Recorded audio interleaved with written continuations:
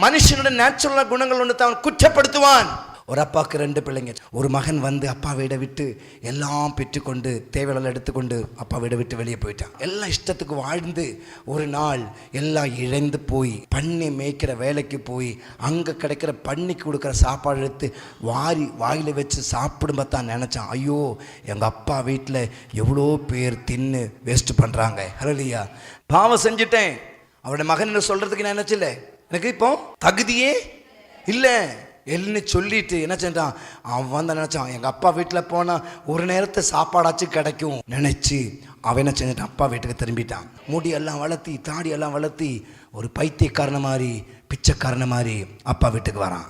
உலகத்தில் யாரெல்லாம் குற்றப்படுத்தினாலும் சீக்கிரம் உடஞ்சிட்டு போக மாட்டோம். ஆனால் ரத்தம் நம்மளை குற்றப்படுத்தும் போது உள்ள உடையும். உலகம் குற்றப்படுத்தும், சகோதரங்கள் குற்றப்படுத்தும், ரத்தம் குற்றப்படுத்தும். ஆனால் பிதாவான தெய்வம் உன்னை குற்றப்படுத்தாது.